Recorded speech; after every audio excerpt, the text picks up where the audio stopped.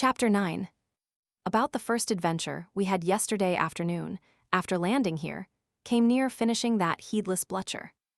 We had just mounted some mules and asses and started out under the guardianship of the stately, the princely, the magnificent Haji Mohammed Lamarty, may his tribe increase.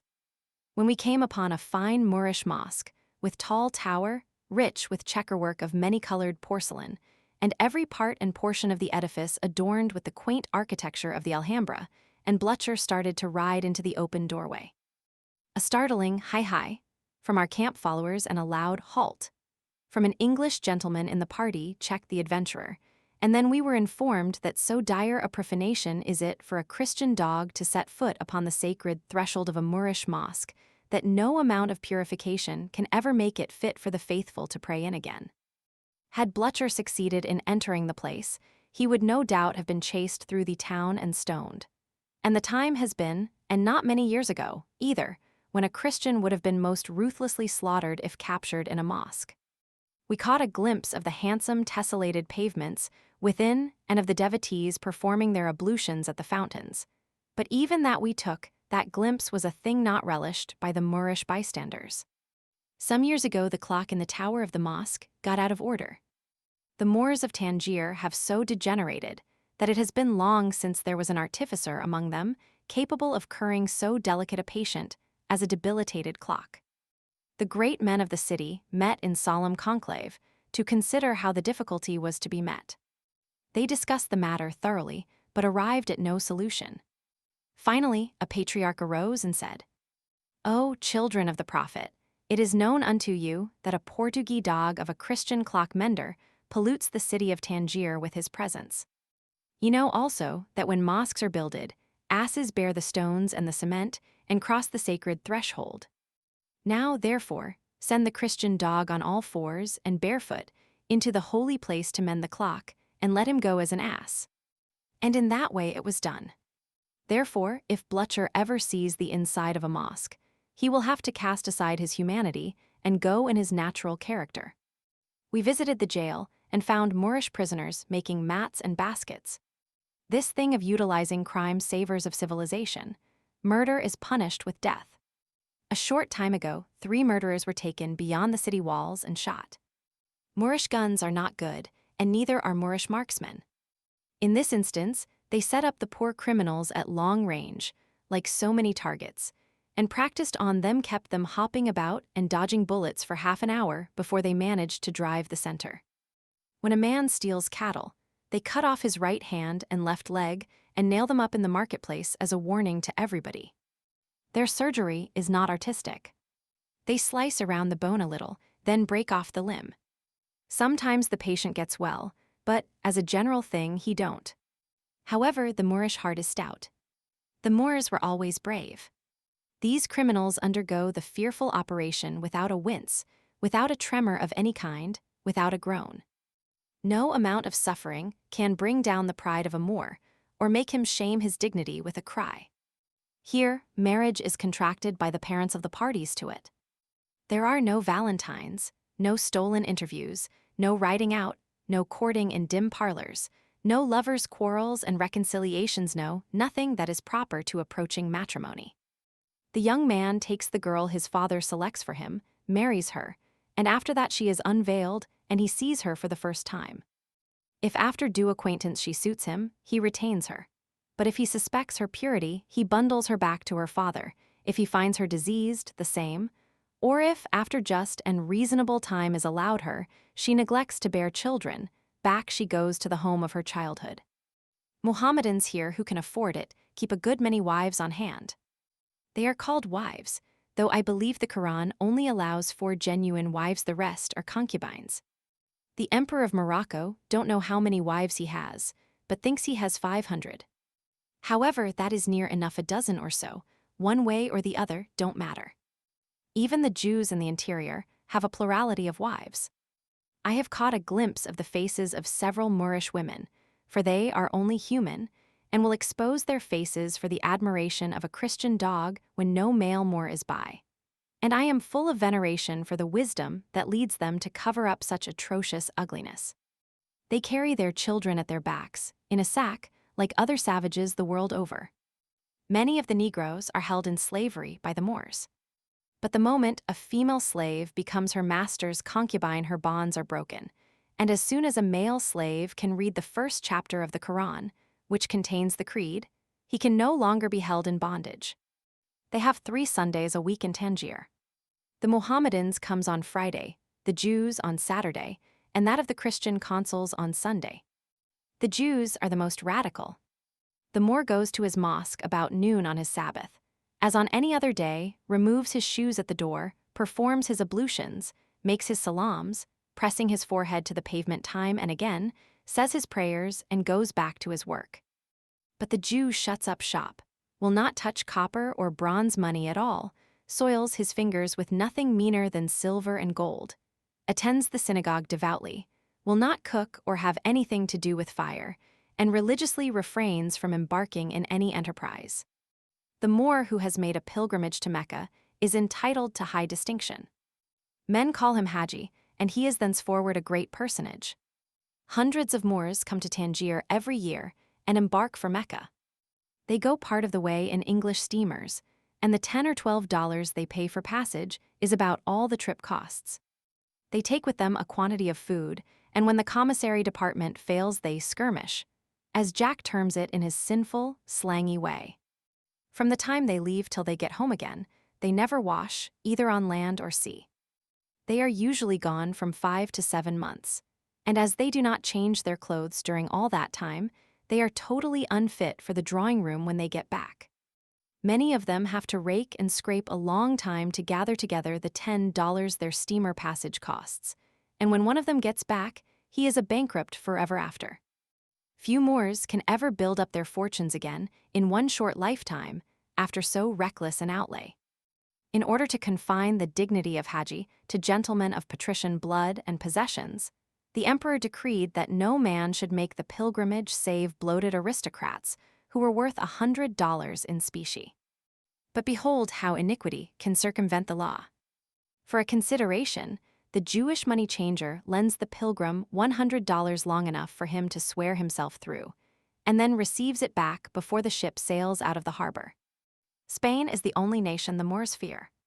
The reason is that Spain sends her heaviest ships of war and her loudest guns to astonish these Muslims, while America and other nations send only a little contemptible tub of a gunboat occasionally. The Moors, like other savages, learn by what they see, not what they hear or read. We have great fleets in the Mediterranean, but they seldom touch at African ports. The Moors have a small opinion of England, France, and America, and put their representatives to a deal of red tape circumlocution before they grant them their common rights, let alone a favor. But the moment the Spanish minister makes a demand, it is acceded to at once, whether it be just or not. Spain chastised the Moors 5 or 6 years ago about a disputed piece of property opposite Gibraltar and captured the city of Tetuan. She compromised on an augmentation of her territory, $20 million indemnity in money, and peace. And then she gave up the city. But she never gave it up until the Spanish soldiers had eaten up all the cats. They would not compromise as long as the cats held out. Spaniards are very fond of cats. On the contrary, the Moors reverence cats as something sacred. So the Spaniards touched them on a tender point that time. Their unfeline conduct in eating up all the Tetuan cats aroused a hatred toward them in the breasts of the Moors, to which even the driving them out of Spain was tame and passionless. Moors and Spaniards are foes forever now. France had a minister here, once, who embittered the nation against him in the most innocent way. He killed a couple of battalions of cats, Tangier is full of them, and made a parlor carpet out of their hides. He made his carpet in circles, first a circle of old gray tomcats, with their tails all pointing toward the center, then a circle of yellow cats, next a circle of black cats and a circle of white ones, then a circle of all sorts of cats, and, finally, a centerpiece of assorted kittens. It was very beautiful, but the Moors curse his memory to this day. When we went to call on our American Consul General today, I noticed that all possible games for parlor amusement seemed to be represented on his center tables. I thought that hinted at lonesomeness. The idea was correct. His is the only American family in Tangier. There are many foreign consuls in this place, but much visiting is not indulged in. Tangier is clear out of the world, and what is the use of visiting when people have nothing on earth to talk about? There is none. So each consul's family stays at home chiefly, and amuses itself as best it can. Tangier is full of interest for one day, but after that it is a weary prison. The consul general has been here 5 years, and has got enough of it to do him for a century, and is going home shortly. His family seize upon their letters and papers when the mail arrives, read them over and over again for 2 days or 3, talk them over and over again for 2 or 3 more till they wear them out, and after that for days together they eat and drink and sleep, and ride out over the same old road, and see the same old tiresome things that even decades of centuries have scarcely changed, and say never a single word. They have literally nothing whatever to talk about. The arrival of an American man-o'-war is a godsend to them. O solitude, where are the charms which sages have seen in thy face? It is the completest exile that I can conceive of. I would seriously recommend to the government of the United States that when a man commits a crime so heinous that the law provides no adequate punishment for it, they make him consul general to Tangier. I am glad to have seen Tangier the second oldest town in the world. But I am ready to bid it good, bye, I believe. We shall go hence to Gibraltar this evening or in the morning, and doubtless the Quaker City will sail from that port within the next 48 hours. Chapter 10. We passed the 4th of July on board the Quaker City in mid-ocean. It was in all respects a characteristic Mediterranean day, faultlessly beautiful. A cloudless sky, a refreshing summer wind, a radiant sunshine that glinted cheerily from dancing wavelets instead of crested mountains of water. A sea beneath us that was so wonderfully blue, so richly, brilliantly blue, that it overcame the dullest sensibilities with the spell of its fascination. They even have fine sunsets on the Mediterranean, a thing that is certainly rare in most quarters of the globe. The evening we sailed away from Gibraltar, that hard-featured rock was swimming in a creamy mist so rich, so soft, so enchantingly vague and dreamy that even the oracle, that serene, that inspired, that overpowering humbug, scorned the dinner gong and tarried to worship. He said, "Well, that's Gorgas, ain't it? They don't have none of them things in our parts, do they? I consider that them effects is on account of the superior refrigibility, as you may say, of the sun's dioramic combination with the lymphatic forces of the perihelion of Jupiter. What should you think?" "Oh, go to bed." Dan said that and went away. Oh, yes, it's all very well to say go to bed when a man makes an argument which another man can't answer. Dan don't never stand any chance in an argument with me. And he knows it too. What should you say, Jack? Now, doctor, don't you come bothering around me with that dictionary bosh. I don't do you any harm, do I? Then you let me alone. He's gone too. Well, them fellows have all tackled the old oracle, as they say, but the old man's most too many for him. Maybe the poet laureate ain't satisfied with them deductions. The poet replied with a barbarous rhyme and went below. Pairs that he can't qualify neither. Well, I didn't expect nothing out of him. I never see one of them poets, yet that knowed anything. He'll go down now and grind out about 4 reams of the awfulest slush about that old rock, and give it to a consul, or a pilot, or a nigger, or anybody he comes across first which he can impose on. Pity but somebody take that poor old lunatic and dig all that poetry rubbish out of him. Why can't a man put his intellect onto things that's some value? Gibbons and Hippocrates and Sarcophagus and all them old ancient philosophers was down on poets. Doctor, I said, you are going to invent authorities now, and I'll leave you too. I always enjoy your conversation, notwithstanding the luxuriance of your syllables, when the philosophy you offer rests on your own responsibility. But when you begin to sorwen, you begin to support it with the evidence of authorities who are the creations of your own fancy. I lose confidence. That was the way to flatter the doctor. He considered it a sort of acknowledgement on my part of a fear to argue with him. He was always persecuting the passengers with abstruse propositions framed in language that no man could understand, and they endured the exquisite torture a minute or two and then abandoned the field. A triumph like this, over half a dozen antagonists was sufficient for one day. From that time forward, he would patrol the decks beaming blandly upon all comers, and so tranquilly, blissfully happy. But I digress. The thunder of our two brave cannon announced the 4th of July, at daylight, to all who were awake. But many of us got our information at a later hour, from the almanac. All the flags were sent aloft, except half a dozen that were needed to decorate portions of the ship below, and in a short time the vessel assumed a holiday appearance. During the morning, meetings were held and all manner of committees set to work on the celebration ceremonies. In the afternoon, the ship's company assembled aft, on deck, under the awnings. The flute, the asthmatic melodeon, and the consumptive clarinet crippled the star-spangled banner. The choir chased it to cover, and George came in with a peculiarly lacerating screech on the final note and slaughtered it. Nobody mourned. We carried out the corpse on 3 cheers. That joke was not intentional, and I do not endorse it. And then the president, throned behind a cable locker with a national flag spread over it, announced the reader, who rose up and read that same old Declaration of Independence which we have all listened to so often without paying any attention to what it said. And after that the president piped the orator of the day to quarters, and he made that same old speech about our national greatness which we so religiously believe and so fervently applaud. Now came the choir into court again, with the complaining instruments, and assaulted Hail Columbia. And when victory hung wavering in the scale, George returned with his dreadful wild goose stop turned on, and the choir won, of course. A minister pronounced the benediction, and the patriotic little gathering disbanded.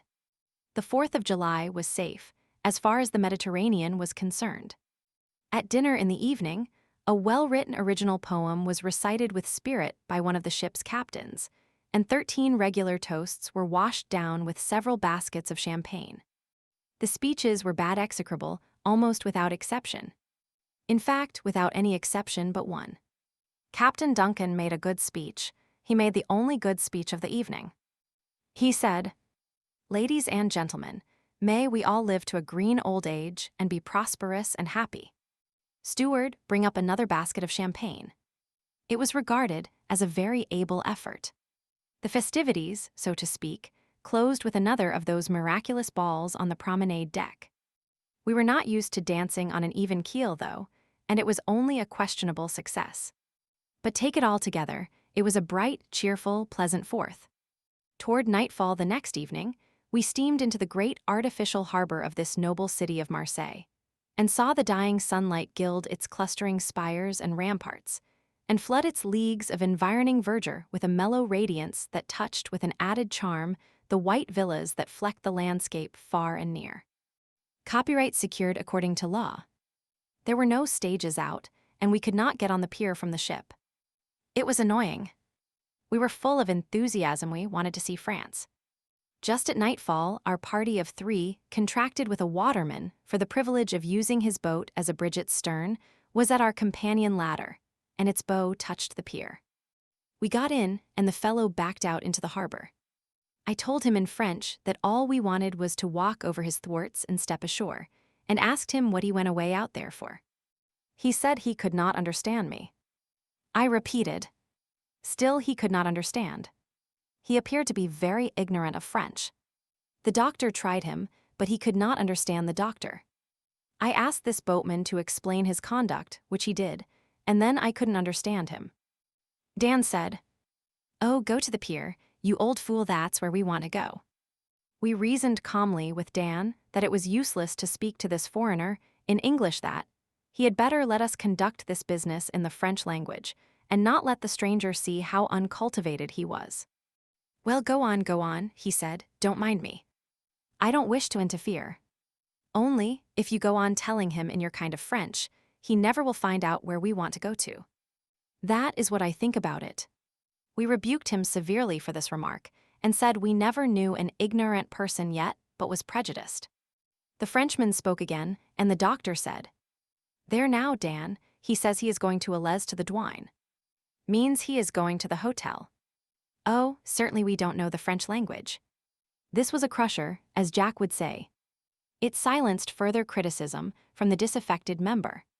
We coasted past the sharp bows of a navy of great steamships and stopped at last at a government building on a stone pier. It was easy to remember then that the douane was the custom house and not the hotel. We did not mention it, however. With winning French politeness, the officers merely opened and closed our satchels, declined to examine our passports, and sent us on our way. We stopped at the first café we came to and entered. An old woman seated us at a table and waited for orders. The doctor said, "Avez-vous du vin?" The dame looked perplexed.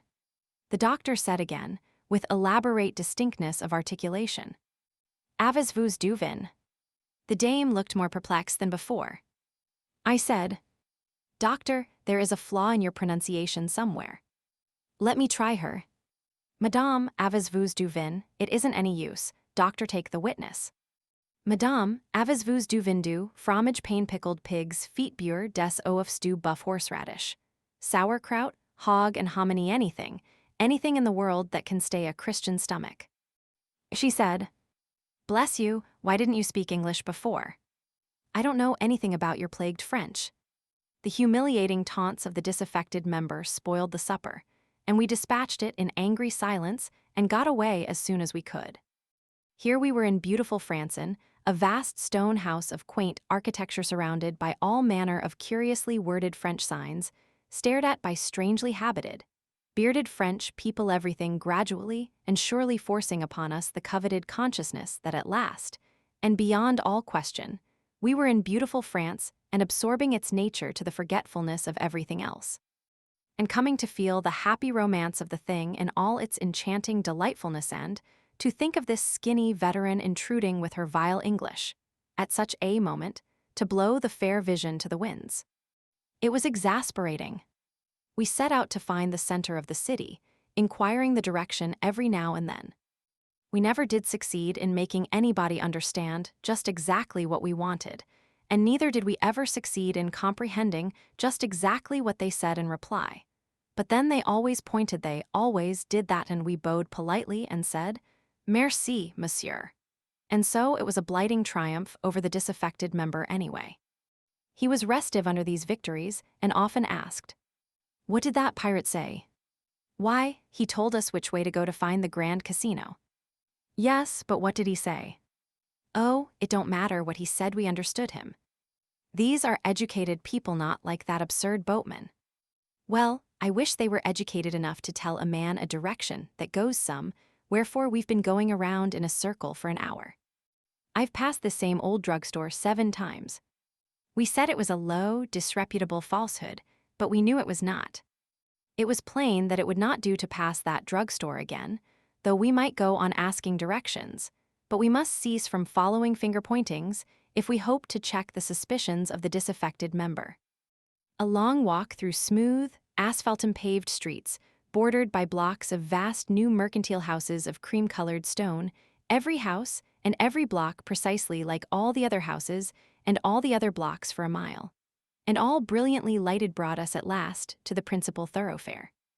On every hand were bright colors, flashing constellations of gas burners, gaily dressed men and women thronging the sidewalks, hurry, life, activity, cheerfulness, conversation, and laughter everywhere.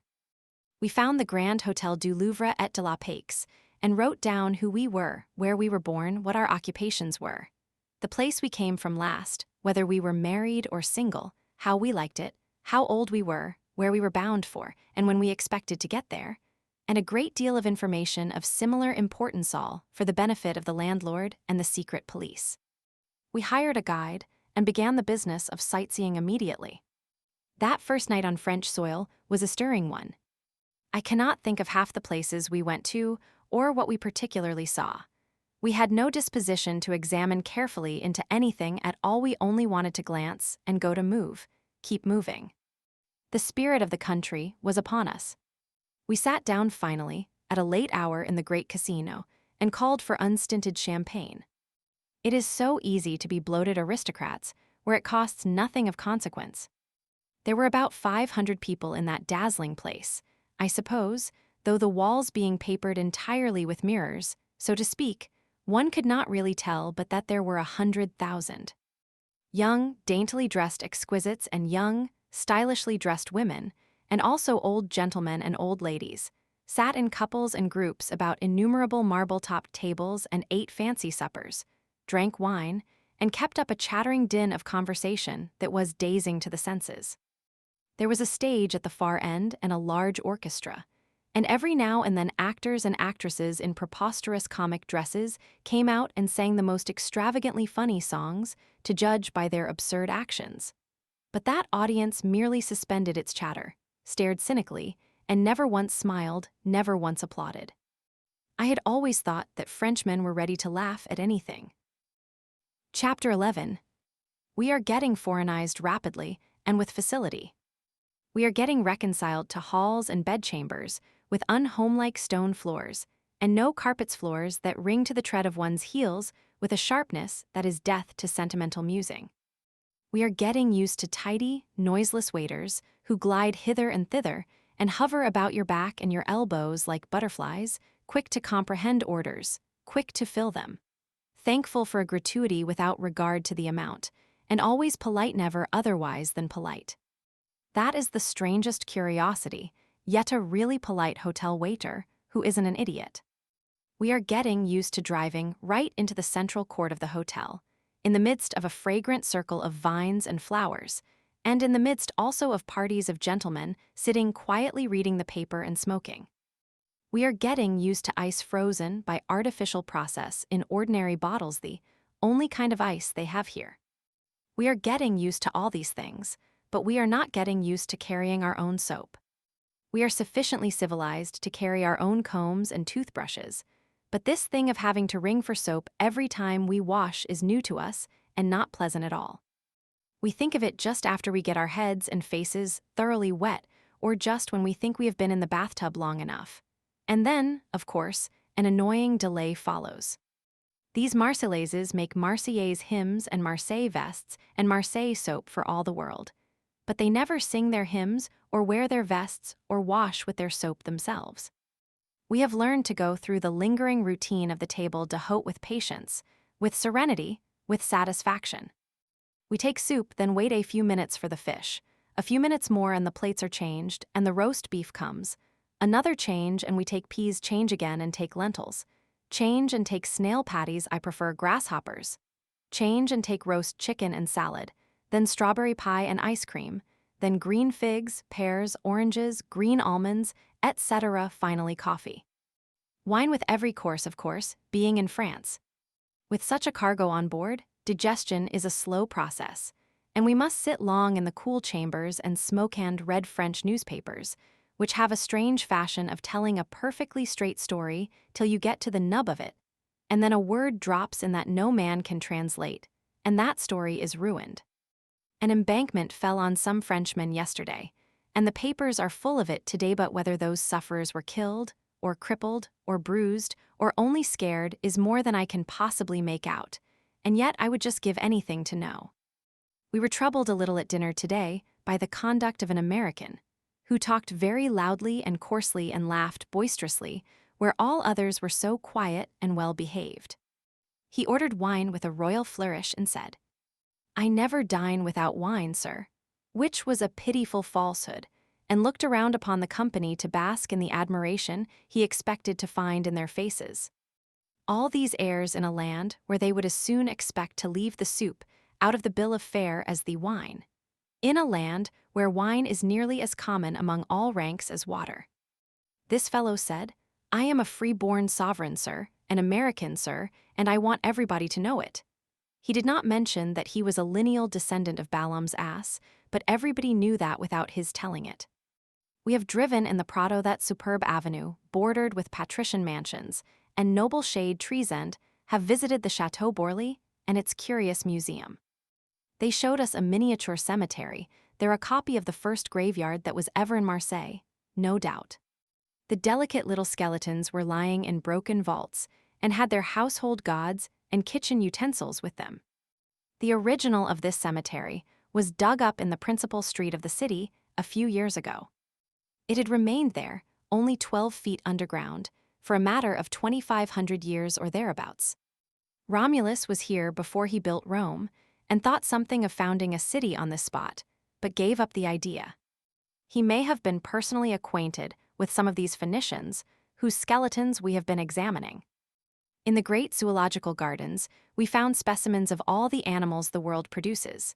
I think, including a dromedary, a monkey ornamented with tufts of brilliant blue and carmine hair, very gorgeous monkey, he was a hippopotamus from the Nile, and a sort of tall, long-legged bird with a beak like a powder horn and close-fitting wings like the tails of a dress coat.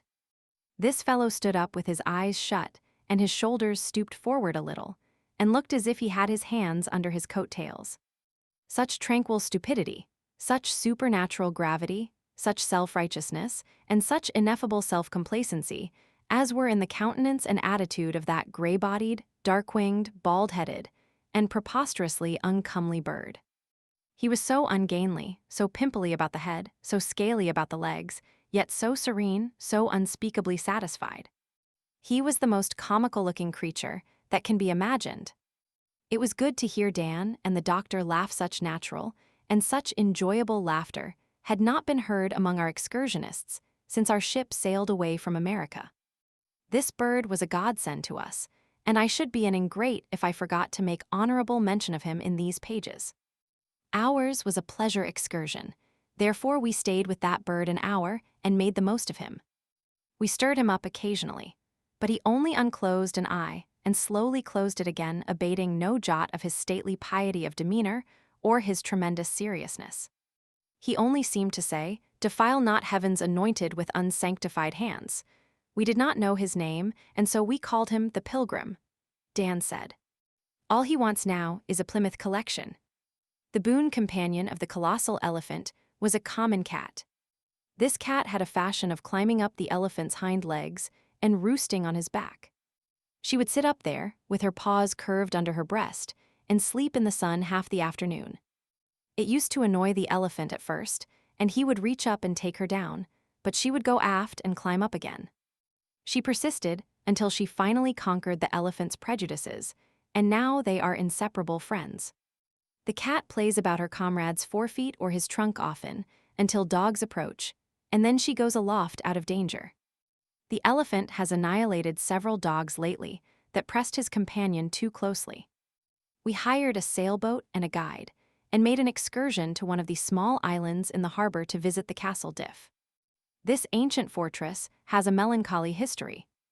It has been used as a prison for political offenders for 200 or 300 years, and its dungeon walls are scarred with the rudely carved names of many and many a captive who fretted his life away here and left no record of himself, but these sad epitaphs wrought with his own hands. How thick the names were! And their long-departed owners seemed to throng the gloomy cells and corridors with their phantom shapes. We loitered through dungeon after dungeon, away down into the living rock below the level of the sea, it seemed. Names everywhere, some plebeian, some noble, some even princely. Plebeian, prince, and noble had one solicitude in common: they would not be forgot. They could suffer solitude, inactivity, and the horrors of a silence that no sound ever disturbed, but they could not bear the thought of being utterly forgotten by the world. Hence the carved names. In one cell, where a little light penetrated, a man had lived 27 years without seeing the face of a human being, lived in filth and wretchedness, with no companionship but his own thoughts, and they were sorrowful enough and hopeless enough, no doubt. Whatever his jailers considered that he needed was conveyed to his cell by night through a wicket. This man carved the walls of his prison house from floor to roof, with all manner of figures of men and animals grouped in intricate designs. He had toiled there year after year, at his self-appointed task, while infants grew to boyhood, to vigorous youth idled through school, and college acquired a profession, claimed man's mature estate, married, and looked back to infancy as to a thing of some vague, ancient time almost. But who shall tell how many ages it seemed to this prisoner? With the one time flew sometimes, with the other never it crawled always. To the one, nights spent in dancing had seemed made of minutes instead of hours. To the other, those selfsame nights had been like all other nights of dungeon life, and seemed made of slow, dragging weeks instead of hours and minutes. One prisoner of 15 years had scratched verses upon his walls, and brief prose sentences brief, but full of pathos. These spoke not of himself and his hard estate, but only of the shrine where his spirit fled the prison to worship of home and the idols that were templed there. He never lived to see them. The walls of these dungeons are as thick as some bedchambers at home, are wide 15 feet. We saw the damp, dismal cells in which two of Dumas' heroes passed their confinement heroes of Monte Cristo. It was here that the brave Ab wrote a book with his own blood, with a pen made of a piece of iron hoop, and by the light of a lamp made out of shreds of cloth soaked in grease obtained from his food, and then dug through the thick wall with some trifling instrument, which he wrought himself out of a stray piece of iron or table cutlery, and freed Dantes from his chains. It was a pity that so many weeks of dreary labor should have come to naught at last. They showed us the noisome cell where the celebrated Iron Mask, that ill-starred brother of a hard-hearted king of France, was confined for a season before he was sent to hide the strange mystery of his life from the curious in the dungeons of Ste. Marguerite. The place had a far greater interest for us than it could have had if we had known beyond all question who the Iron Mask was, and what his history had been, and why this most unusual punishment had been meted out to him. Mystery. That was the charm. That speechless tongue, those prisoned features, that heart so freighted with unspoken troubles, and that breast so oppressed with its piteous secret had been here. These dank walls had known the man whose dolorous story is a sealed book forever. There was fascination in the spot.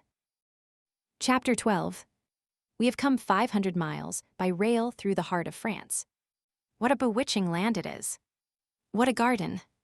Surely the leagues of bright green lawns are swept and brushed and watered every day, and their grasses trimmed by the barber.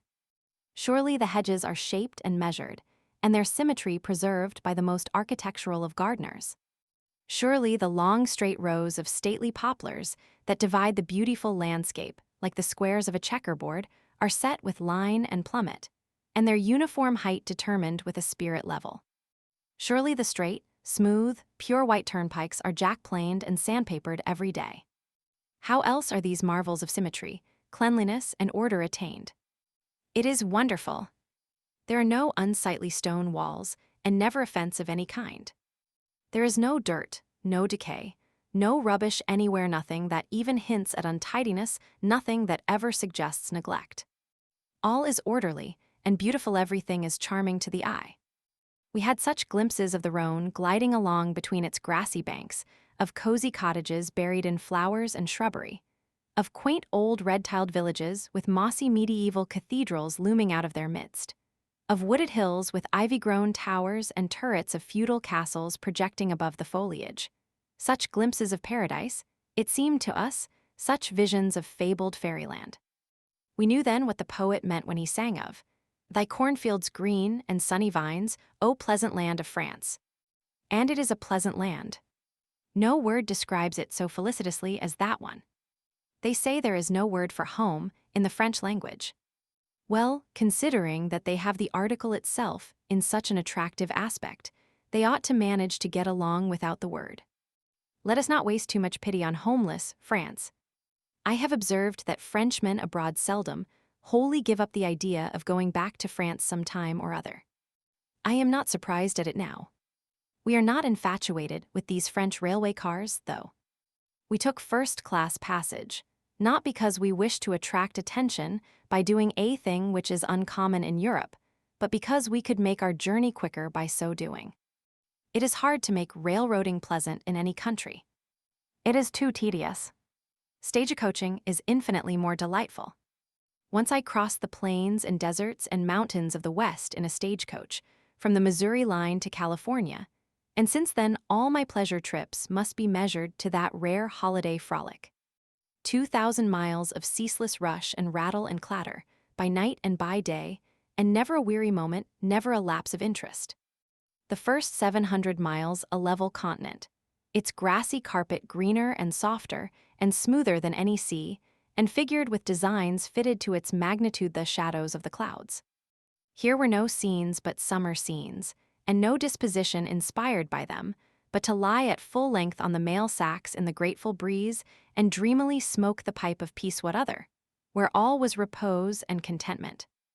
In cool mornings, before the sun was fairly up, it was worth a lifetime of city toiling and moiling to perch in the foretop with the driver and see the 6 Mustangs scamper under the sharp snapping of the whip that never touched them. To scan the blue distances of a world that knew no lords but us.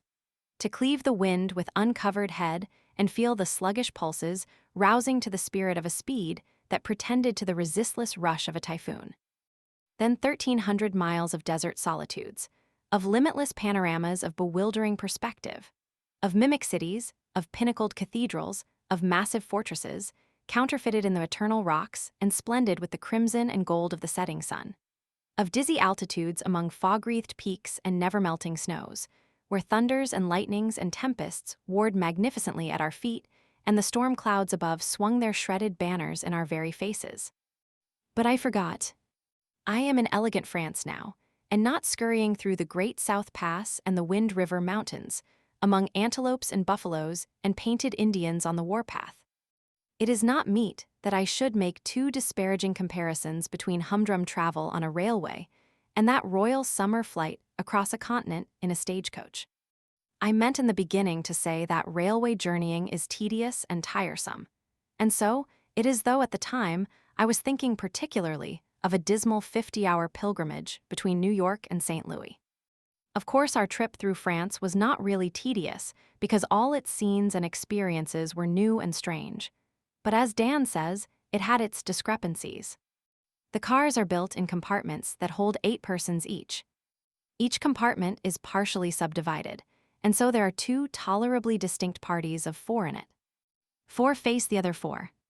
The seats and backs are thickly padded and cushioned and are very comfortable. You can smoke if you wish. There are no bothersome peddlers. You are saved the infliction of a multitude of disagreeable fellow passengers. So far, so well. But then the conductor locks you in when the train starts. There is no water to drink in the car. There is no heating apparatus for night travel. If a drunken rowdy should get in, you could not remove a matter of 20 seats from him or enter another car. But above all, if you are worn out and must sleep, you must sit up and do it in naps, with cramped legs and in a torturing misery that leaves you withered and lifeless the next day, for behold, they have not that culmination of all charity and human kindness, a sleeping car in all France. I prefer the American system. It has not so many grievous discrepancies. In France, all is clockwork, all is order. They make no mistakes. Every third man wears a uniform, and whether he be a marshal of the empire or a brakeman, he is ready and perfectly willing to answer all your questions with tireless politeness, ready to tell you which car to take, yea, and ready to go and put you into it to make sure that you shall not go astray.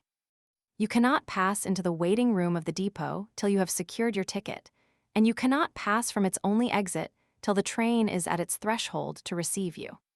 Once on board, the train will not start till your ticket has been examined, till every passenger's ticket has been inspected. This is chiefly for your own good. If by any possibility you have managed to take the wrong train, you will be handed over to a polite official who will take you whither you belong and bestow you with many an affable bow. Your ticket will be inspected every now and then along the route, and when it is time to change cars, you will know it. You are in the hands of officials who zealously study your welfare and your interest, instead of turning their talents to the invention of new methods of discommoding and snubbing you, as is very often the main employment of that exceedingly self-satisfied monarch, the railroad conductor of America. But the happiest regulation in French railway government is 30 minutes to dinner. No 5-minute boltings of flabby rolls, muddy coffee, questionable eggs, gutta-percha beef, and pies whose conception and execution are a dark and bloody mystery to all save the cook that created them. No, we sat calmly down. It was in Old Dijon, which is so easy to spell and so impossible to pronounce, except when you civilize it and call it demijohn, and poured out rich Burgundian wines and munched calmly through a long table d'hôte bill of fare, snail patties, delicious fruits and all. Then paid the trifle it cost and stepped happily aboard the train again, without once cursing the railroad company. A rare experience, and one to be treasured forever. They say they do not have accidents on these French roads, and I think it must be true. If I remember rightly, we passed high above wagon roads or through tunnels under them, but never crossed them on their own level.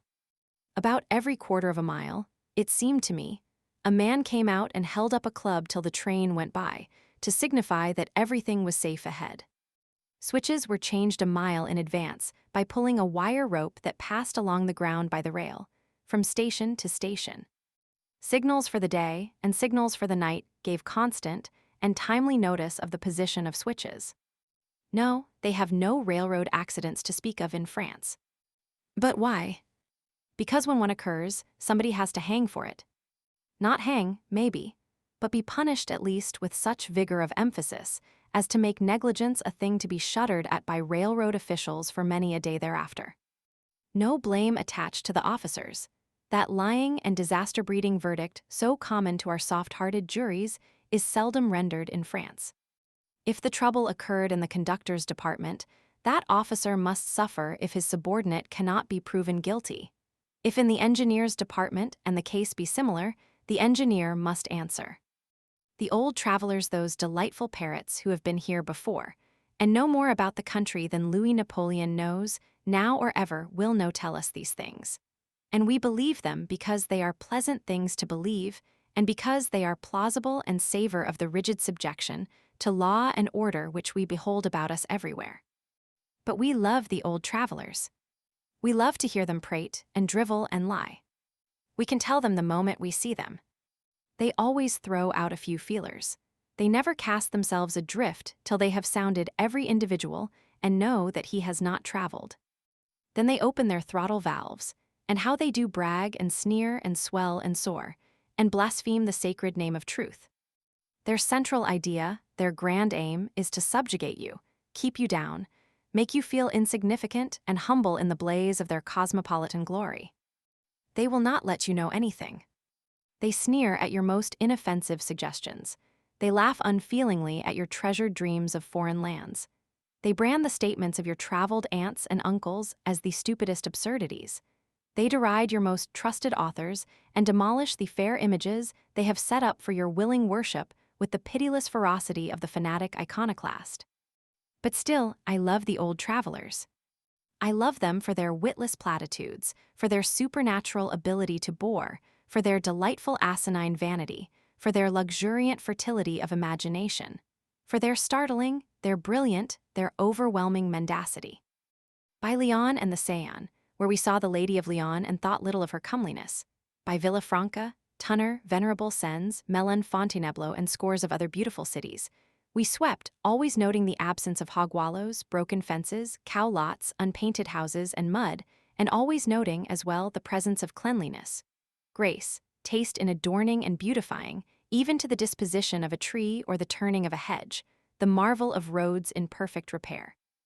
Void of ruts and guiltless of even an inequality of surface, we bowled along, hour after hour, that brilliant summer day, and as nightfall approached we entered a wilderness of odorous flowers and shrubbery, sped through it, and then, excited, delighted, and half persuaded that we were only the sport of a beautiful dream, lo, we stood in magnificent Paris. What excellent order they kept about that vast depot! There was no frantic crowding and jostling, no shouting and swearing, and no swaggering intrusion of services by rowdy hackmen. These latter gentry stood quietly by their long line of vehicles, and said never a word. A kind of hackman general seemed to have the whole matter of transportation in his hands. He politely received the passengers and ushered them to the kind of conveyance they wanted, and told the driver where to deliver them. There was no talking back, no dissatisfaction about overcharging, no grumbling about anything. In a little while we were speeding through the streets of Paris, and delightfully recognizing certain names and places with which books had long ago made us familiar. It was like meeting an old friend when we read Rue de Rivoli on the street corner. We knew the genuine vast palace of the Louvre as well as we knew its picture. When we passed by the Column of July, we needed no one to tell us what it was or to remind us that on its site once stood the grim Bastille, that grave of human hopes and happiness, that dismal prison house within whose dungeons so many young faces put on the wrinkles of age, so many proud spirits grew humble, so many brave hearts broke. We secured rooms at the hotel, Or rather, we had 3 beds put into one room so that we might be together. And then we went out to a restaurant, just after lamplighting, and ate a comfortable, satisfactory, lingering dinner. It was a pleasure to eat where everything was so tidy, the food so well cooked, the waiters so polite, and the coming and departing company so mustached, so frisky, so affable, so fearfully and wonderfully Frenchy. All the surroundings were gay and enlivening. 200 people sat at little tables on the sidewalk, sipping wine and coffee. The streets were thronged with light vehicles and with joyous pleasure seekers. There was music in the air, life and action all about us, and a conflagration of gaslight everywhere. After dinner, we felt like seeing such Parisian specialties as we might see without distressing exertion. And so, we sauntered through the brilliant streets and looked at the dainty trifles in variety stores and jewelry shops. Occasionally, merely for the pleasure of being cruel, we put unoffending Frenchmen on the rack with questions framed in the incomprehensible jargon of their native language. And while they writhed, we impaled them, we peppered them, we scarified them, with their own vile verbs and participles. We noticed that in the jewelry stores they had some of the articles marked gold and some labeled imitation. We wondered at this extravagance of honesty and inquired into the matter. We were informed that inasmuch as most people are not able to tell false gold from the genuine article, the government compels jewelers to have their gold work assayed and stamped officially according to its fineness, and their imitation work duly labeled with the sign of its falsity. They told us the jewelers would not dare to violate this law, and that whatever a stranger bought in one of their stores might be depended upon as being strictly what it was represented to be. Verily, a wonderful land is France. Then we hunted for a barber shop. From earliest infancy, it had been a cherished ambition of mine to be shaved some day in a palatial barber shop in Paris.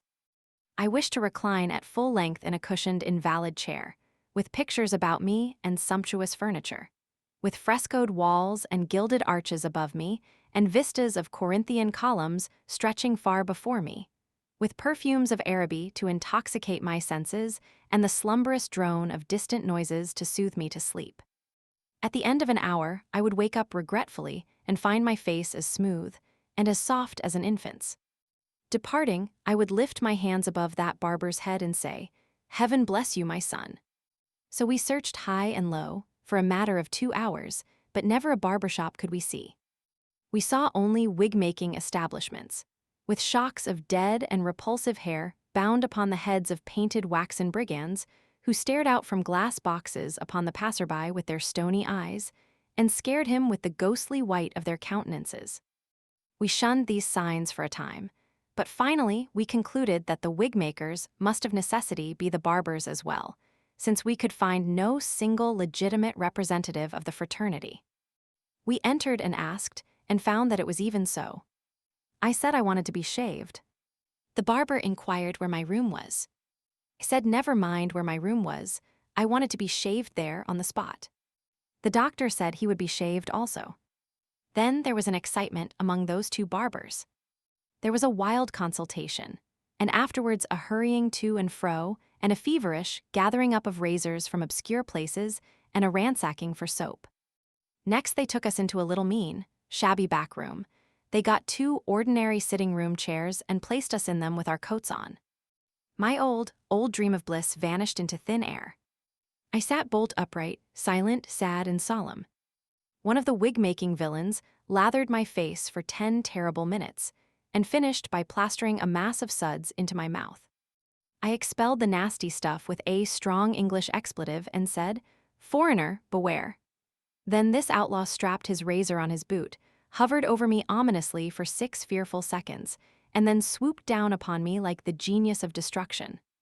The first rake of his razor loosened the very hide from my face and lifted me out of the chair. I stormed and raved, and the other boys enjoyed it. Their beards are not strong and thick. Let us draw the curtain over this harrowing scene. Suffice it that I submitted and went through with the cruel infliction of a shave by a French barber. Tears of exquisite agony coursed down my cheeks now and then, but I survived. Then the incipient assassin held a basin of water under my chin and slopped its contents over my face, and into my bosom, and down the back of my neck, with a mean pretense of washing away the soap and blood. He dried my features with a towel and was going to comb my hair, but I asked to be excused. I said, with withering irony, that it was sufficient to be skinned. I declined to be scalped. I went away from there with my handkerchief about my face, and never, never, never desired to dream of palatial Parisian barbershops anymore. The truth is, as I believe I have since found out, that they have no barber shops worthy of the name in Paris and no barbers, either, for that matter. The impostor who does duty as a barber brings his pans and napkins and implements of torture to your residence and deliberately skins you in your private apartments. Ah, I have suffered here in Paris, but never mind, the time is coming when I shall have a dark and bloody revenge. Someday a Parisian barber will come to my room to skin me, and from that day forth, that barber will never be heard of more. At 11 o'clock, we alighted upon a sign which manifestly referred to billiards. Joy! We had played billiards in the Azores with balls that were not round, and on an ancient table that was very little smoother than a brick pavement, one of those wretched old things with dead cushions, and with patches in the faded cloth and invisible obstructions that made the balls describe the most astonishing and unsuspected angles and perform feats in the way of unlooked-for and almost impossible scratches that were perfectly bewildering.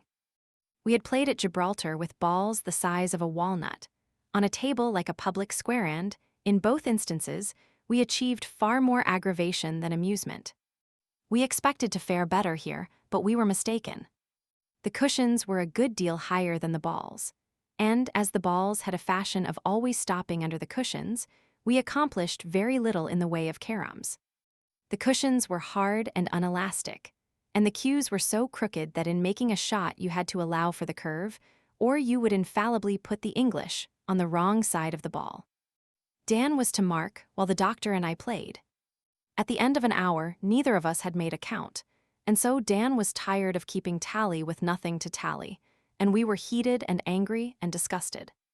We paid the heavy bill about 6 cents and said we would call around sometime when we had a week to spend and finish the game. We adjourned to one of those pretty cafes and took supper and tested the wines of the country, as we had been instructed to do, and found them harmless and unexciting. They might have been exciting, however, if we had chosen to drink a sufficiency of them. To close our first day in Paris cheerfully and pleasantly, we now sought our grand room in the Grand Hotel du Louvre and climbed into our sumptuous bed to read and smoke, but alas, it was pitiful. In a whole city full, gas we had none. No gas to read by nothing but dismal candles. It was a shame. We tried to map out excursions for the morrow. We puzzled over French guides to Paris. We talked disjointedly in a vain endeavor to make head or tail of the wild chaos of the day's sights and experiences. We subsided to indolent smoking. We gaped and yawned and stretched, then feebly wondered if we were really and truly in renowned Paris, and drifted drowsily away into that vast mysterious void which men call sleep. Chapter 13. The next morning we were up and dressed at 10 o'clock. We went to the commissionaire of the hotel. I don't know what a commissionaire is, but that is the man we went to and told him we wanted a guide. He said the National Exposition had drawn such multitudes of Englishmen and Americans to Paris that it would be next to impossible to find a good guide unemployed.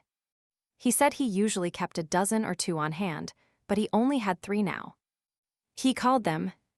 One looked so like a very pirate that we let him go at once.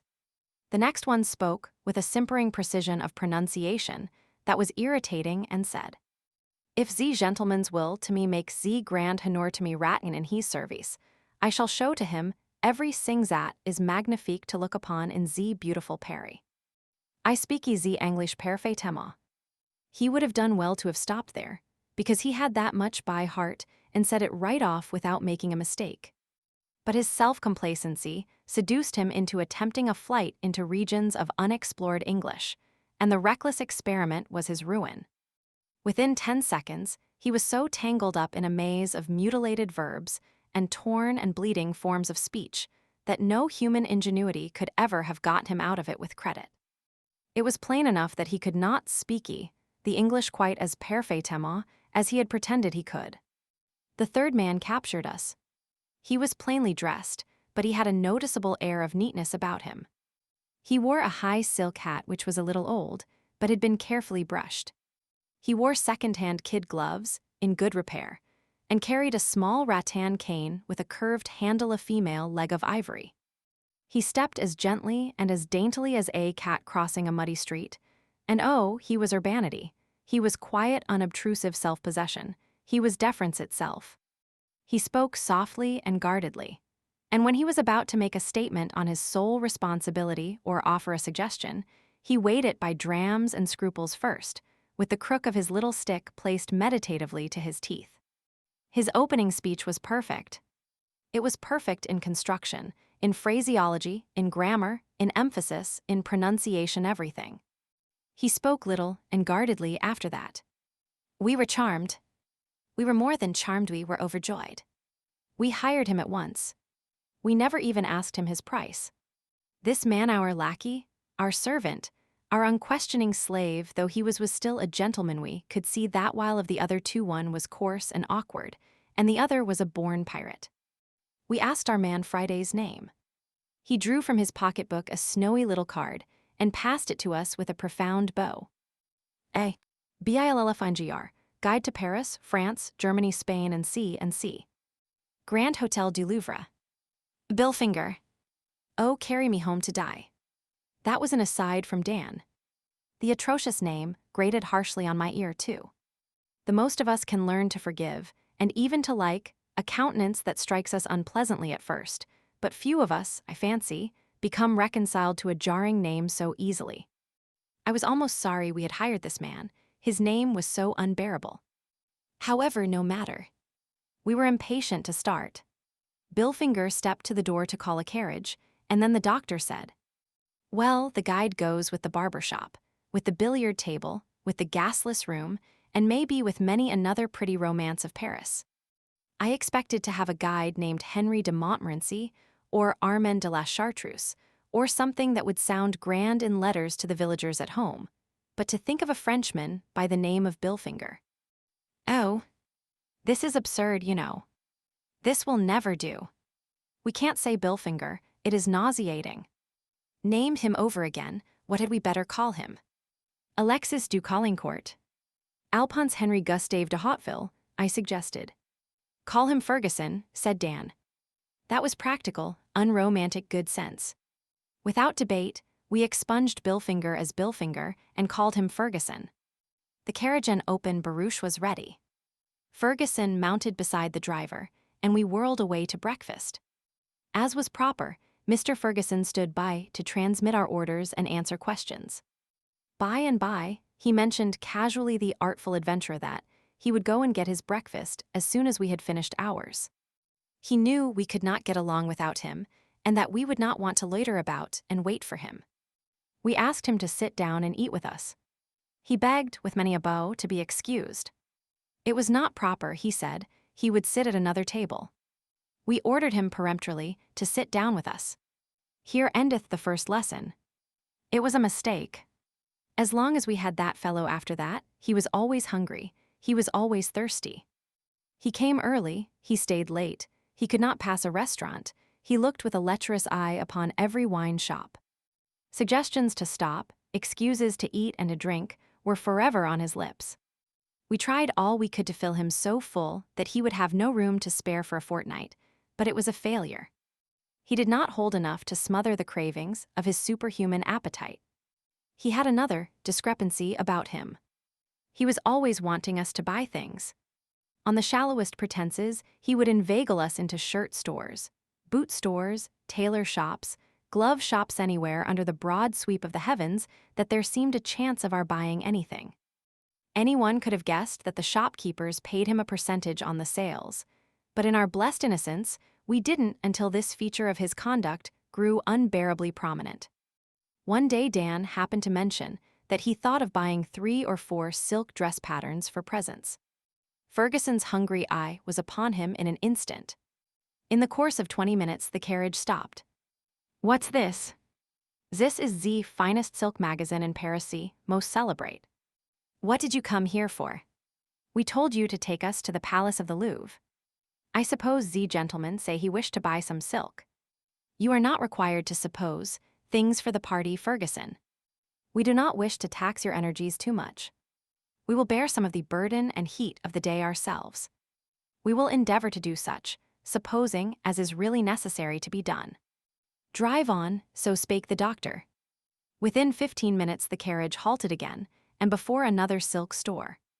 The doctor said, "Ah, the palace of the Louvre, beautiful, beautiful edifice. Does the Emperor Napoleon live here now, Ferguson?" "Ah, doctor, you do jest, this is not Z palace, we come there directly. But since we pass right by this store, where is such beautiful silk?" "Ah, I see. I meant to have told you that we did not wish to purchase any silks today, but in my absent-mindedness I forgot it. I also meant to tell you we wish to go directly to the Louvre, but I forgot that also. However, we will go there now. Pardon my seeming carelessness, Ferguson. Drive on." Within the half-hour, we stopped again in front of another silk store. We were angry, but the doctor was always serene, always smooth-voiced. He said, "At last. How imposing the Louvre is, and yet how small. How exquisitely fashioned. How charmingly situated, venerable, venerable pile. Pardon, doctor, this is not the Louvre it is." "What is it?" "I have the idea it come to me in a moment's at the silk in this magazine. Ferguson, how heedless I am. I fully intended to tell you that we did not wish to buy any silks today, and I also intended to tell you that we yearned to go immediately to the palace of the Louvre. But enjoying the happiness of seeing you devour 4 breakfasts, this morning has so filled me with pleasurable emotions that I neglect the commonest interests of the time. However, we will proceed now to the Louvre, Ferguson." "But doctor," excitedly, "it will take not a minute, not but one small minute. Z gentleman need not to buy if he not wish to but only look at Z silk, look at Z beautiful fabric. Sare just only one little moment." Dan said, "Confound the idiot. I don't want to see any silks today, and I won't look at them. Drive on." And the doctor, "We need no silks now, Ferguson. Our hearts yearn for the Louvre. Let us journey on, let us journey on." "But doctor, it is only one moment, one little moment. And Z time will be save entirely save. Because Zere is nothing to see now, it is too late. It want 10 minute to 4, and Z Louvre close at 4 only one little moment, doctor. The treacherous miscreant. After 4 breakfasts and a gallon of champagne, to serve us such a scurvy trick. We got no sight of the countless treasures of art in the Louvre galleries that day, and our only poor little satisfaction was in the reflection that Ferguson sold not a solitary silk dress pattern. I am writing this chapter partly for the satisfaction of abusing that accomplished knave Billfinger, and partly to show whosoever shall read this how Americans fare at the hands of the Paris guides, and what sort of people Paris guides are. It need not be supposed that we were a stupider or an easier prey than our countrymen generally are, for we were not. The guides deceive and defraud every American who goes to Paris for the first time, and sees its sights alone, or in company with others as little experienced as himself. I shall visit Paris again someday, and then let the guides beware. I shall go in my war paint, I shall carry my tomahawk along. I think we have lost but little time in Paris. We have gone to bed every night tired out. Of course, we visited the renowned International Exposition. All the world did that. We went there on our 3rd day in Paris, and we stayed there nearly 2 hours. That was our first and last visit. To tell the truth, we saw at a glance that one would have to spend weeks, yea, even months in that monstrous establishment to get an intelligible idea of it. It was a wonderful show, but the moving masses of people of all nations we saw there were a still more wonderful show. I discovered that if I were to stay there a month, I should still find myself looking at the people instead of the inanimate objects on exhibition. I got a little interested in some curious old tapestries of the 13th century, but a party of Arabs came by, and their dusky faces and quaint costumes called my attention away at once. I watched a silver swan, which had a living grace about his movements and a living intelligence in his eyes, watched him, swimming about as comfortably and as unconcernedly as if he had been born in a morass. Instead of a jeweler's shop watched him seize a silver fish from under the water and hold up his head, and go through all the customary and elaborate motions of swallowing it, but the moment it disappeared down his throat, some tattooed South Sea Islanders approached, and I yielded to their attractions. Presently, I found a revolving pistol, several hundred years old, which looked strangely like a modern Colt. But just then, I heard that the Empress of the French was in another part of the building, and hastened away to see what she might look like. We heard martial music, saw an unusual number of soldiers walking hurriedly about. There was a general movement among the people. We inquired what it was all about, and learned that the Emperor of the French and the Sultan of Turkey were about to review 25,000 troops at the Arc de l'Étoile. We immediately departed.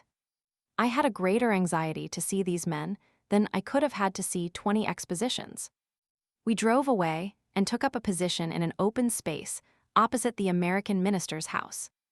A speculator bridged a couple of barrels with a board, and we hired standing places on it. Presently there was a sound of distant music. In another minute, a pillar of dust came moving slowly toward us. A moment more and then, with colors flying and a grand crash of military music, a gallant array of cavalrymen emerged from the dust and came down the street on a gentle trot. After them came a long line of artillery, then more cavalry in splendid uniforms, and then their Imperial Majesties Napoleon III and Abdul Aziz. The vast concourse of people swung their hats and shouted. The windows and housetops in the wide vicinity burst into a snowstorm of waving handkerchiefs, and the wavers of the same mingled their cheers with those of the masses below. It was a stirring spectacle, but the two central figures claimed all my attention. Was ever such a contrast set up before a multitude till then? Napoleon in military uniform, a long-bodied, short-legged man, fiercely mustached, old, wrinkled, with eyes half closed, and such a deep, crafty, scheming expression about them. Napoleon, bowing ever so gently to the loud plaudits, and watching everything and everybody with his cat eyes from under his depressed hat brim, as if to discover any sign that those cheers were not heartfelt and cordial. Abdul Aziz, absolute lord of the Ottoman Empire, clad in dark green European clothes, almost without ornament or insignia of rank. A red Turkish fez on his head. A short, stout, dark man, black-bearded, black-eyed, stupid, unprepossessing, a man whose whole appearance somehow suggested that if he only had a cleaver in his hand and a white apron on, one would not be at all surprised to hear him say, "A mutton roast today, or will you have a nice porterhouse steak?" Napoleon III, the representative of the highest modern civilization, progress, and refinement. Abdul Aziz, the representative of a people by nature and training filthy, brutish, ignorant, unprogressive, superstitious, and a government whose three graces are tyranny, rapacity, blood. Here in brilliant Paris, under this majestic arch of triumph, the 1st century greets the 19th. Napoleon III, Emperor of France. Surrounded by shouting thousands, by military pomp, by the splendors of his capital city, and companioned by kings and princes, this is the man who was sneered at and reviled and called bastard, yet who was dreaming of a crown and an empire all the while, who was driven into exile but carried his dreams with him, who associated with the common herd in America and ran foot races for a wager but still sat upon a throne in fancy, who braved every danger to go to his dying mother and grieved that she could not be spared to see him cast aside his plebeian vestments for the purple of royalty, who kept his faithful watch and walked his weary beat, a common policeman of London, but dreamed the while of a coming night when he should tread the long-drawn corridors of the Tuileries, who made the miserable fiasco of Strasbourg, saw his poor, shabby eagle, forgetful of its lesson, refuse to perch upon his shoulder, delivered his carefully prepared, sententious burst of eloquence upon unsympathetic ears, found himself a prisoner, the butt of small wits, a mark for the pitiless ridicule of all the world, yet went on dreaming of coronations and splendid pageants as before, who lay a forgotten captive in the dungeons of Hammond, still schemed and planned and pondered over future glory and future power. President of France at last. A coup d'etat, and surrounded by applauding armies, welcomed by the thunders of cannon, he mounts a throne and waves before an astounded world the scepter of a mighty empire. Who talks of the marvels of fiction? Who speaks of the wonders of romance? Who prates of the tame achievements of Aladdin and the Magi of Arabia. Abdulaziz, Sultan of Turkey, Lord of the Ottoman Empire. Born to a throne, weak, stupid, ignorant almost as his meanest slave. Chief of a vast royalty, yet the puppet of his premier and the obedient child of a tyrannical mother. A man who sits upon a throne the beck of whose finger moves navies, and armies who holds in his hands the power of life and death over millions yet who sleeps, eats, idles with his 800 concubines. And when he is surfeited with eating and sleeping and idling, and would rouse up and take the reins of government and threaten to be a sultan, is charmed from his purpose by wary Fuad Pacha with a pretty plan for a new palace or a new ship charmed away with a new toy.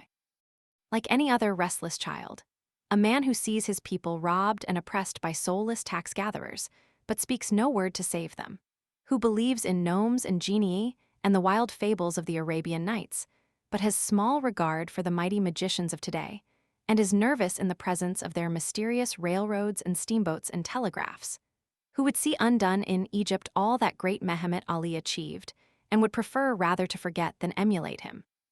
A man who found his great empire a blot upon the earth, degraded, poverty-stricken, miserable, infamous agglomeration of ignorance, crime, and brutality, and will idle away the allotted days of his trivial life, and then pass to the dust and the worms and leave it so. Napoleon has augmented the commercial prosperity of France in 10 years to such a degree that figures can hardly compute it. He has rebuilt Paris and has partly rebuilt every city in the state.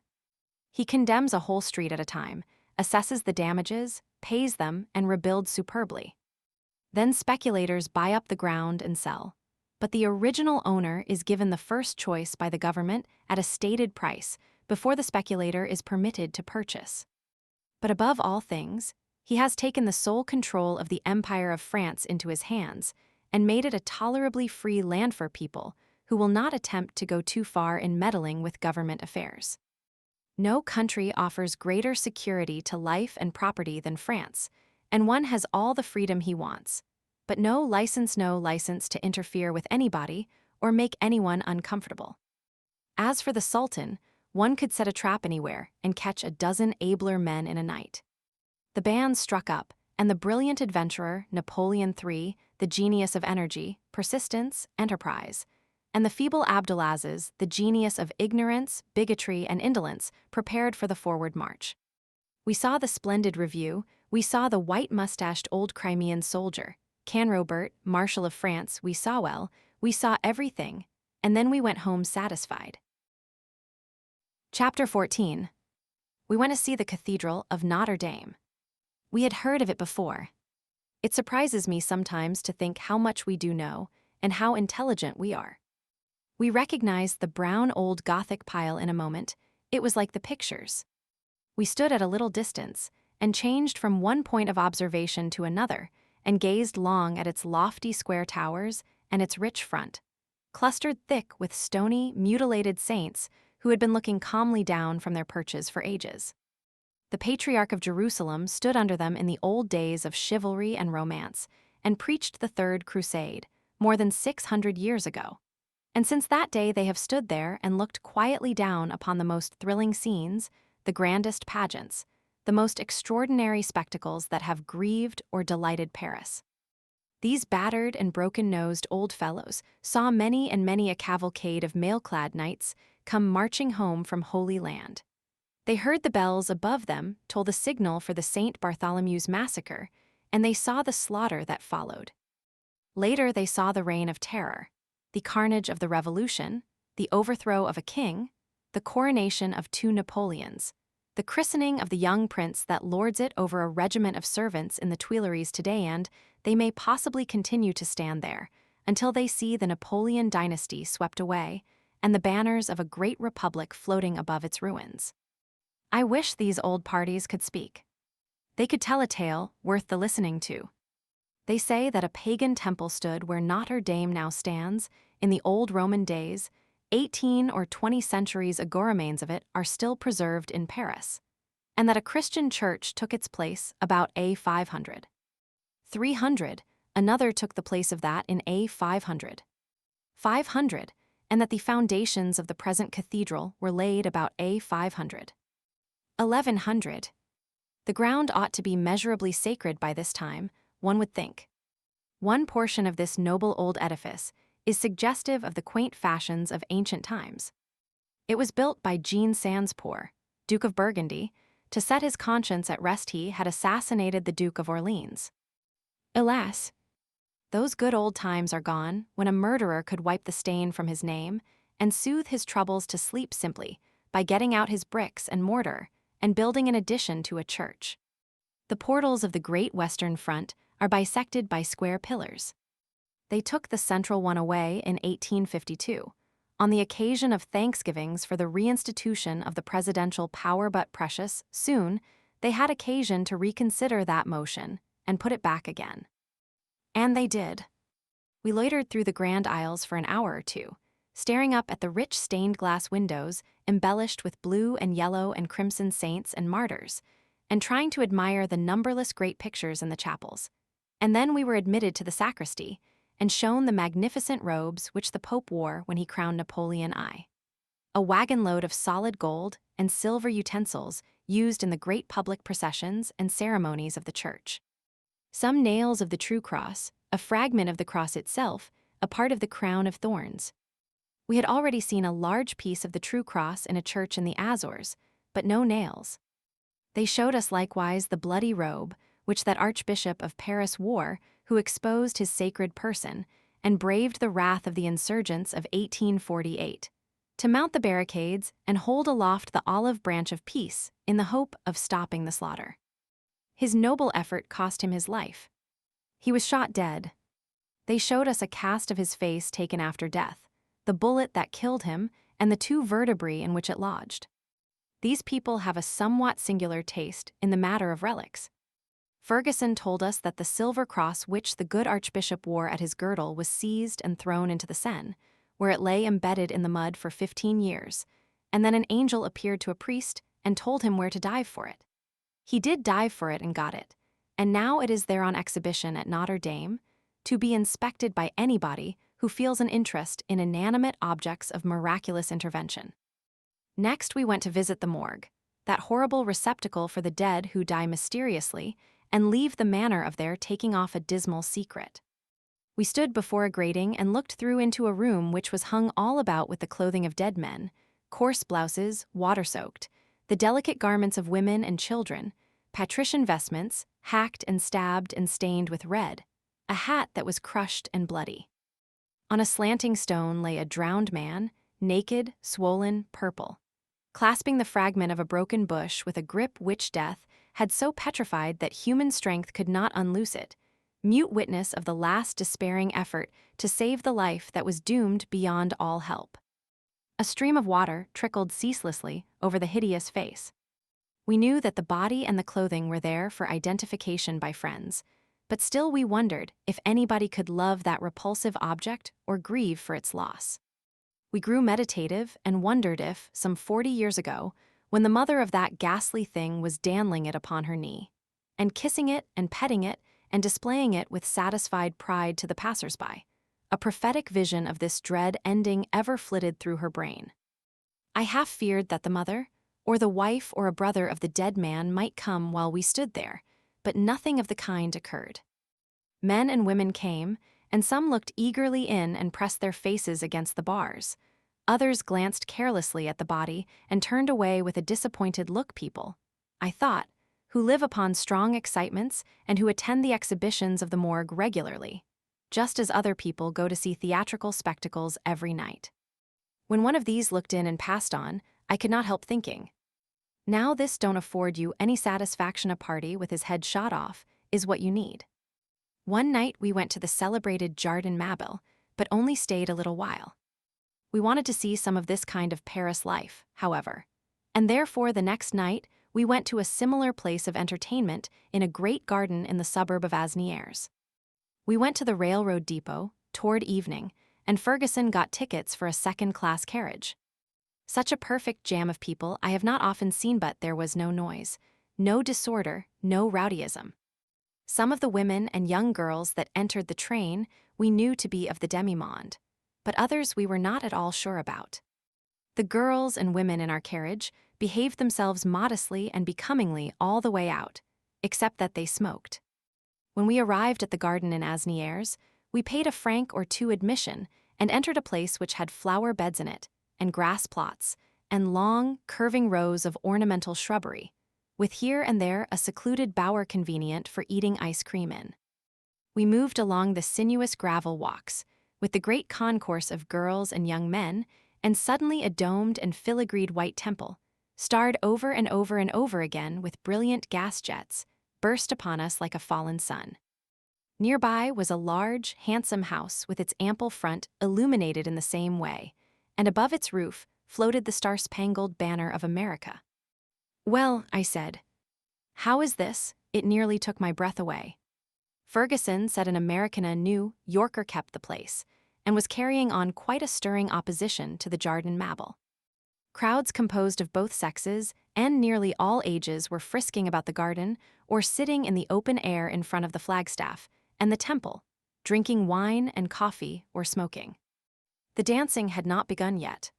Ferguson said there was to be an exhibition. The famous Blondin was going to perform on a tightrope in another part of the garden. We went thither. Here the light was dim, and the masses of people were pretty closely packed together. And now I made a mistake which any donkey might make, but a sensible man never. I committed an error, which I find myself repeating every day of my life. Standing right before a young lady, I said, "Dan, just look at this girl, how beautiful she is." "I thank you more for the evident sincerity of the compliment, sir, than for the extraordinary publicity you have given to it." This in good, pure English. We took a walk, but my spirits were very, very sadly dampened. I did not feel right comfortable for some time afterward. Why will people be so stupid as to suppose themselves the only foreigners among a crowd of 10,000 persons? But Blondin came out shortly. He appeared on a stretched cable, far away above the sea of tossing hats and handkerchiefs, and in the glare of the hundreds of rockets that whizzed heavenward by him, he looked like a wee insect. He balanced his pole and walked the length of his rope 200 or 300 feet. He came back and got a man and carried him across. He returned to the center and danced a jig. Next, he performed some gymnastic and balancing feats too perilous to afford a pleasant spectacle. And he finished by fastening to his person 1,000 Roman candles, Catherine wheels, serpents and rockets of all manner of brilliant colors, setting them on fire all at once and walking and waltzing across his rope again in a blinding blaze of glory that lit up the garden and the people's faces like a great conflagration at midnight. The dance had begun, and we adjourned to the temple. Within it was a drinking saloon, and all around it was a broad circular platform for the dancers. I backed up against the wall of the temple and waited. 20 sets formed, the music struck up, and then I placed my hands before my face for very shame. But I looked through my fingers. They were dancing the renowned can-can. A handsome girl in the set before me tripped forward lightly to meet the opposite gentleman, tripped back again, grasped her dresses vigorously on both sides with her hands, raised them pretty high, danced an extraordinary jig that had more activity and exposure about it than any jig I ever saw before. And then, drawing her clothes still higher, she advanced gaily to the center and launched a vicious kick full at her vis-a-vis that must infallibly have removed his nose if he had been 7 feet high. It was a mercy he was only 6. That is the can-can. The idea of it is to dance as wildly, as noisily, as furiously as you can. Expose yourself as much as possible if you are a woman, and kick as high as you can, no matter which sex you belong to. There is no word of exaggeration in this. Any of the staid, respectable aged people who were there that night can testify to the truth of that statement. There were a good many such people present. I suppose French morality is not of that straight-laced description which is shocked at trifles. I moved aside and took a general view of the can-can. Shouts, laughter, furious music, a bewildering chaos of darting and intermingling forms, stormy jerking and snatching of gay dresses, bobbing beads, flying arms, lightning flashes of white-stockinged calves and dainty slippers in the air. And then a grand final rush, riot, a terrific hubbub, and a wild stampede. Heavens! Nothing like it has been seen on earth since trembling Tam O'Shanter, saw the devil and the witches at their orgies that stormy night in Alloway's auld haunted kirk. We visited the Louvre, at a time when we had no silk purchases in view, and looked at its miles of paintings by the old masters. Some of them were beautiful, but at the same time, they carried such evidences about them of the cringing spirit of those great men that we found small pleasure in examining them. Their nauseous adulation of princely patrons was more prominent to me, and chained my attention more surely than the charms of color and expression which are claimed to be in the pictures. Gratitude for kindnesses is well, but it seems to me that some of those artists carried it so far that it ceased to be gratitude and became worship. If there is a plausible excuse for the worship of men, then by all means let us forgive Rubens and his brethren. But I will drop the subject, lest I say something about the old masters that might as well be left unsaid. Of course we drove in the Bois de Boulogne, that limitless park, with its forests, its lakes, its cascades, and its broad avenues. There were thousands upon thousands of vehicles abroad, and the scene was full of life and gaiety. There were very common hacks, with father and mother and all the children in them.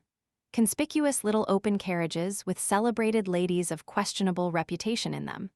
There were dukes and duchesses abroad, with gorgeous footmen perched behind, and equally gorgeous outriders perched on each of the 6 horses.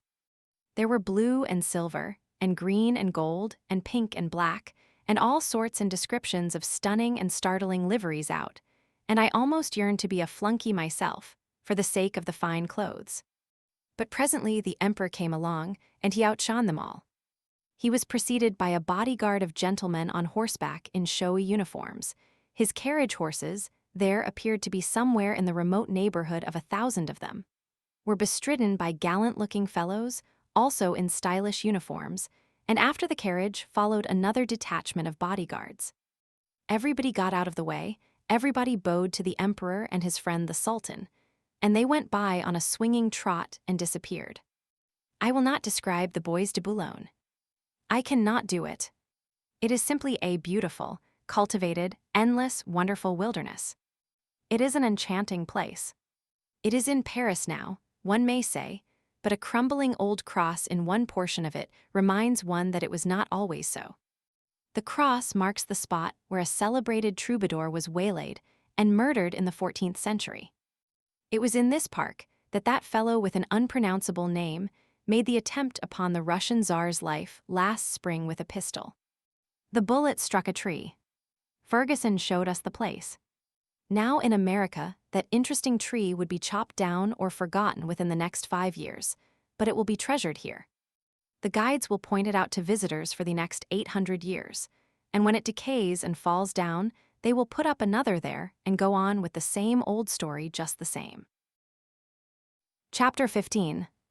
One of our pleasantest visits was to Père Lachaise, the national burying ground of France, the honored resting place of some of her greatest and best children, the last home of scores of illustrious men and women who were born to no titles, but achieved fame by their own energy and their own genius.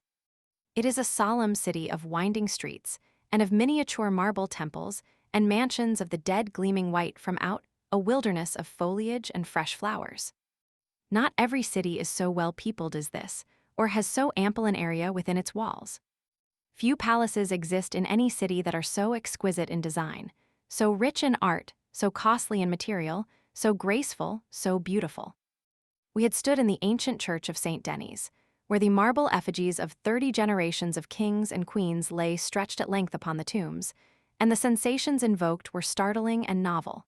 The curious armor, the obsolete costumes, the placid faces, the hands placed palm to palm in eloquent supplication, it was a vision of gray antiquity. It seemed curious enough to be standing face to face, as it were, with old Dagobert I and Clovis and Charlemagne, those vague, colossal heroes, those shadows, those myths of 1,000 years ago. Touched their dust-covered faces with my finger, but Dagobert was deader than the 16 centuries that have passed over him. Clovis slept well after his labor for Christ, and old Charlemagne went on dreaming of his paladins, of bloody Roncesvalles, and gave no heed to me. The great names of Père Lachaise impress one too, but differently. There the suggestion brought constantly to his mind is that this place is sacred to a nobler royalty, the royalty of heart and brain. Every faculty of mind, every noble trait of human nature, every high occupation which men engage in seems represented by a famous name. The effect is a curious medley. Davoust and Massena, who wrought in many a battle tragedy, are here, and so also is Rachel, of equal renown in mimic tragedy on the stage. The Absicard sleeps here, the first great teacher of the deaf and dumb, a man whose heart went out to every unfortunate, and whose life was given to kindly offices in their service.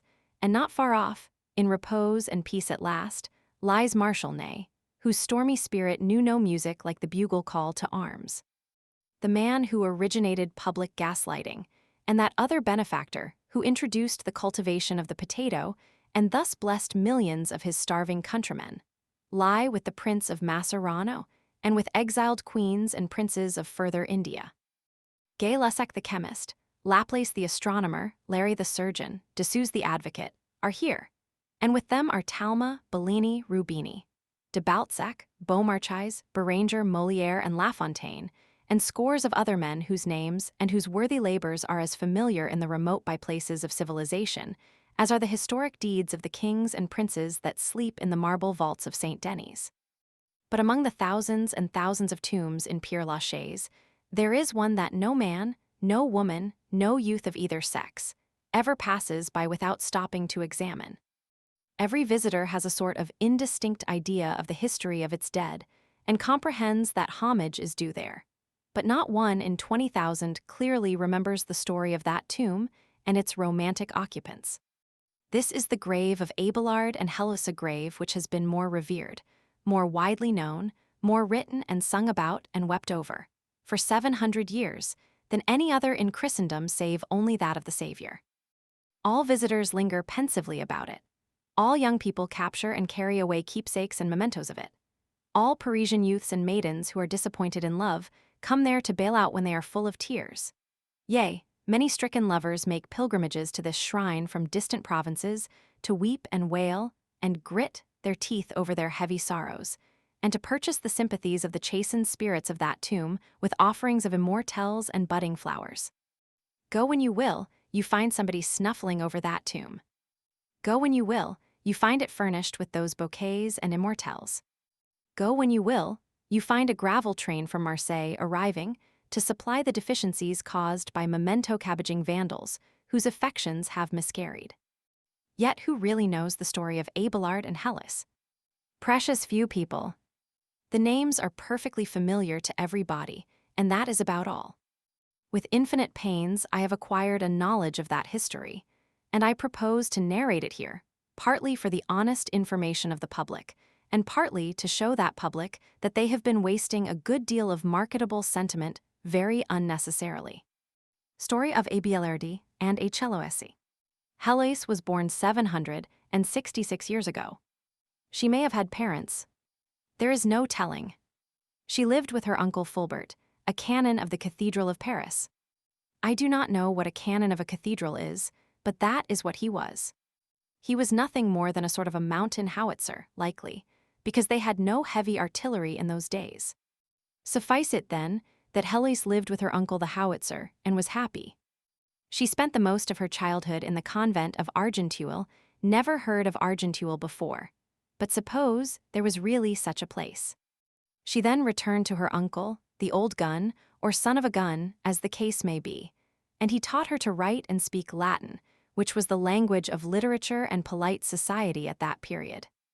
Just at this time, Père Abelard, who had already made himself widely famous as a rhetorician, came to found a school of rhetoric in Paris. The originality of his principles, his eloquence, and his great physical strength and beauty created a profound sensation. He saw Heloise and was captivated by her blooming youth, her beauty, and her charming disposition. He wrote to her, she answered. He wrote again, she answered again. He was now in love. He longed to know her, to speak to her face to face. His school was near Fulbert's house. He asked Fulbert to allow him to call.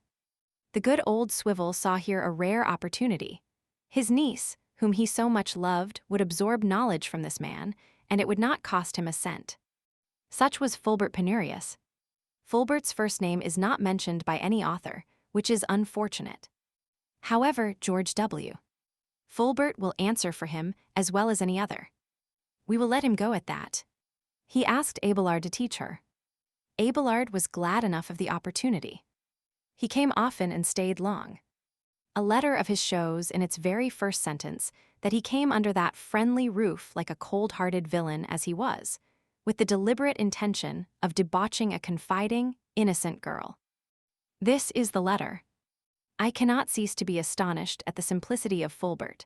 I was as much surprised as if he had placed a lamb in the power of a hungry wolf. Heloise and I, under pretext of study, gave ourselves up wholly to love, and the solitude that love seeks our studies procured for us. Books were open before us, but we spoke oftener of love than philosophy, and kisses came more readily from our lips than words. And so, exulting over an honorable confidence, which to his degraded instinct was a ludicrous simplicity, this unmanly Abelard seduced the niece of the man whose guest he was. Paris found it out. Fulbert was told of it, told often, but refused to believe it. He could not comprehend how a man could be so depraved as to use the sacred protection and security of hospitality as a means for the commission of such a crime as that. But when he heard the rowdies in the streets singing the love songs of Abelard to Heloise, the case was two plain love songs come not properly within the teachings of rhetoric and philosophy. He drove Abelard from his house. Abelard returned secretly and carried Heloise away to Palais, in Brittany, his native country. Here, shortly afterward, she bore a son, who, from his rare beauty, was surnamed Astrolabe William G. The girl's flight enraged Fulbert, and he longed for vengeance, but feared to strike lest retaliation visit Heloise, for he still loved her tenderly. At length Abelard offered to marry Heloise, but on a shameful condition, that the marriage should be kept secret from the world, to the end that, while her good name remained a wreck as before, his priestly reputation might be kept untarnished. It was like that miscreant. Fulbert saw his opportunity and consented. He would see the parties married, and then violate the confidence of the man who had taught him that trick. He would divulge the secret, and so remove somewhat of the obloquy that attached to his niece's fame. But the niece suspected his scheme. She refused the marriage at first. She said Fulbert would betray the secret to save her, and besides, she did not wish to drag down a lover who was so gifted, so honored by the world, and who had such a splendid career before him. It was noble, self-sacrificing love and characteristic of the pure-souled Heloise, but it was not good sense. But she was overruled, and the private marriage took place. Now for Fulbert. The heart so wounded should be healed at last, the proud spirit so tortured should find rest again, the humbled head should be lifted up once more. He proclaimed the marriage in the high places of the city, and rejoiced that dishonor had departed from his house. But lo, Abelard denied the marriage. Heloise denied it. The people, knowing the former circumstances, might have believed Fulbert had only Abelard denied it. But when the person chiefly interested the girl herself denied it, they laughed, despairing Fulbert to scorn. The poor canon of the Cathedral of Paris was spiked again. The last hope of repairing the wrong that had been done his house was gone. What next? Human nature suggested revenge. He compassed it. The historian says, "Ruffians, hired by Fulbert, fell upon Abelard by night, and inflicted upon him a terrible and nameless mutilation. I am seeking the last resting place of those ruffians. When I find it, I shall shed some tears on it, and stack up some bouquets and immortelles, and cart away from it some gravel whereby to remember that howsoever blotted by crime their lives may have been, these ruffians did one just deed, at any rate, albeit it was not warranted by the strict letter of the law." Heloise entered a convent and gave goodbye to the world and its pleasures for all time. For 12 years, she never heard of Abelard, never even heard his name mentioned. She had become prioress of Argenteuil and led a life of complete seclusion. She happened one day to see a letter written by him in which he narrated his own history. She cried over it and wrote him. He answered, addressing her as his sister in Christ. They continued to correspond, she in the unweighed language of unwavering affection, he in the chilly phraseology of the polished rhetorician. She poured out her heart in passionate, disjointed sentences. He replied with finished essays, divided deliberately into heads and subheads, premises and argument. She showered upon him the tenderest epithets that love could devise. He addressed her from the North Pole of his frozen heart as the spouse of Christ, the abandoned villain.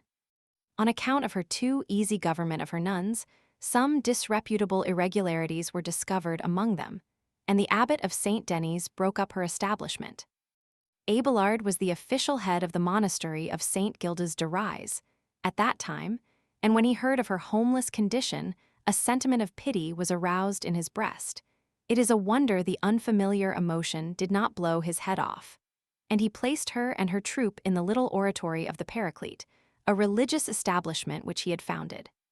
She had many privations and sufferings to undergo at first, but her worth and her gentle disposition won influential friends for her, and she built up a wealthy and flourishing nunnery. She became a great favorite with the heads of the church, and also the people, though she seldom appeared in public. She rapidly advanced in esteem, in good report, and in usefulness, and Abelard as rapidly lost ground. The Pope so honored her that he made her the head of her order. Abelard, a man of splendid talents, and ranking as the first debater of his time, became timid, irresolute, and distrustful of his powers.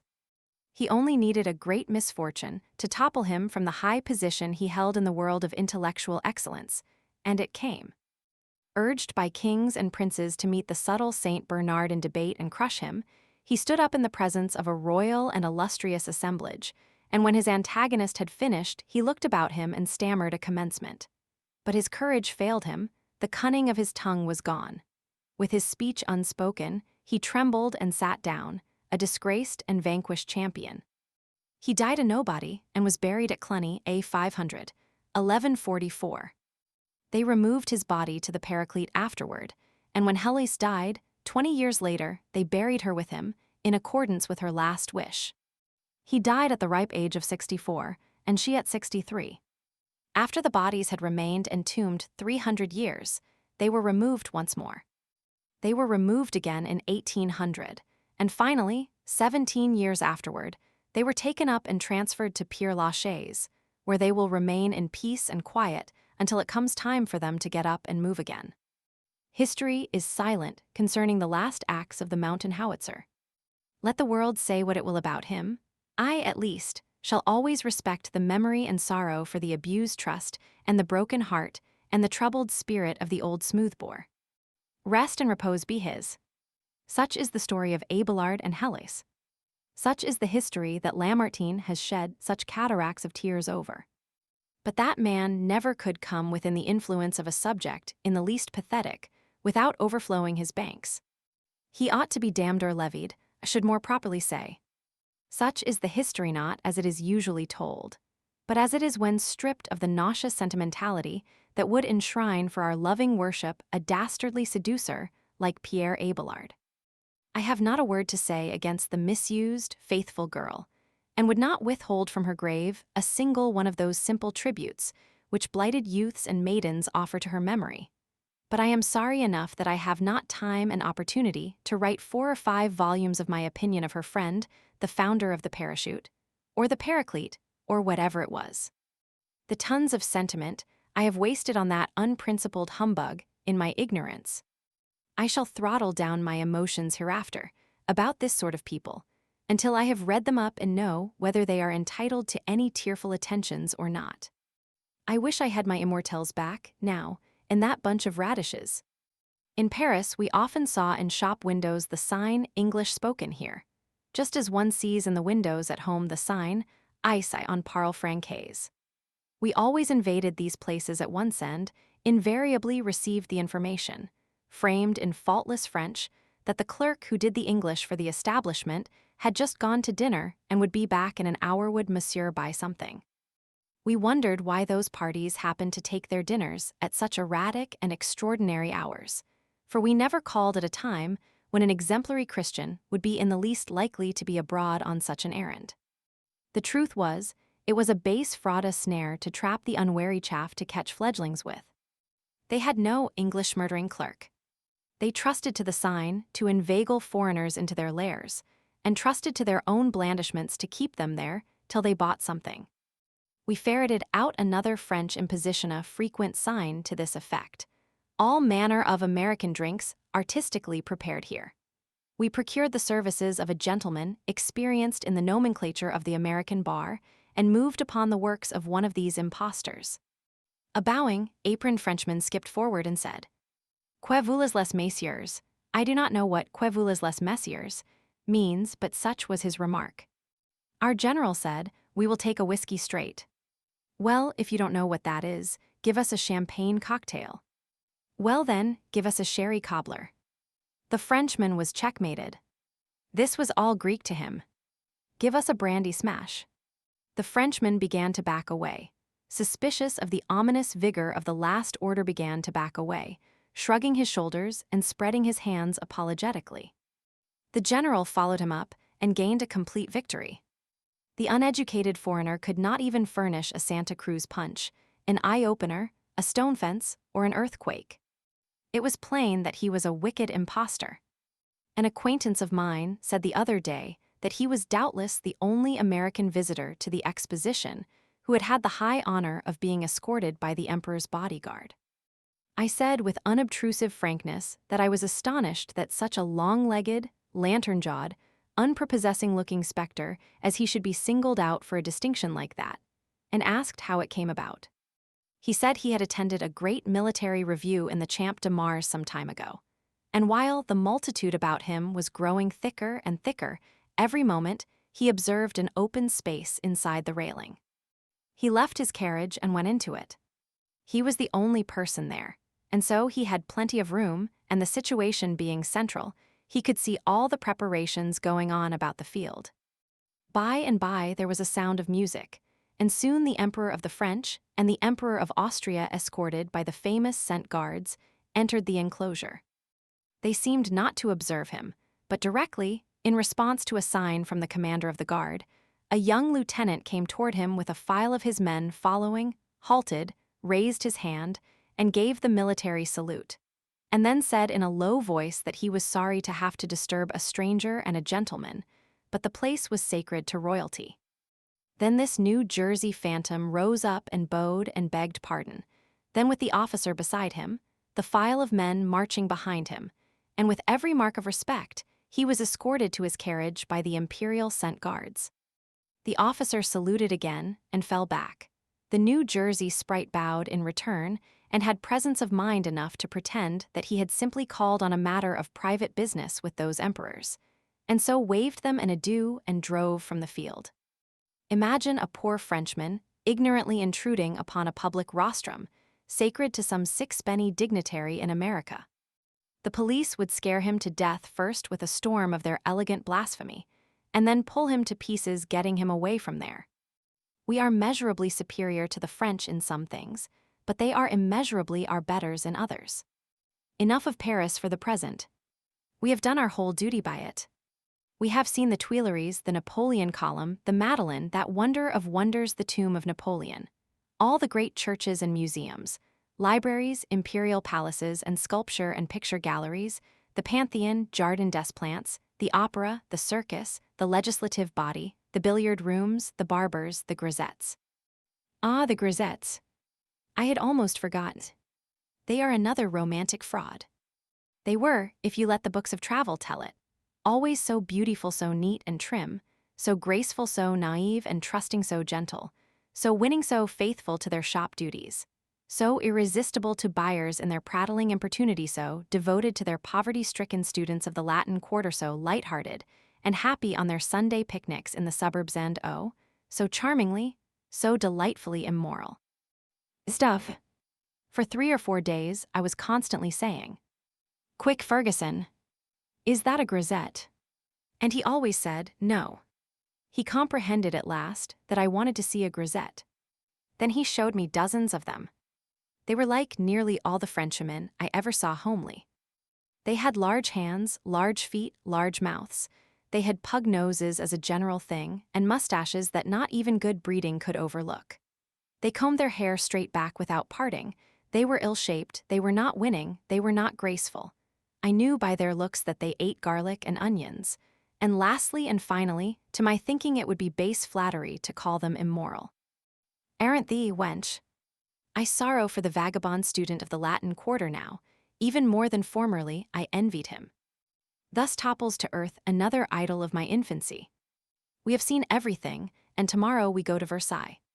We shall see Paris only for a little while as we come back to take up our line of march for the ship, and so I may as well bid the beautiful city a regretful farewell. We shall travel many thousands of miles after we leave here and visit many great cities, but we shall find none so enchanting as this. Some of our party have gone to England, intending to take a roundabout course and rejoin the vessel at Leghorn or Naples several weeks hence. We came near going to Geneva, but have concluded to return to Marseille and go up through Italy from Genoa. I will conclude this chapter with a remark that I am sincerely proud to be able to make him glad, as well that my comrades cordially endorse it, to wit, by far the handsomest women we have seen in France were born and reared in America. I feel now like a man who has redeemed a failing reputation and shed luster upon a dimmed escutcheon, by a single just deed done at the 11th hour. Let the curtain fall to slow music,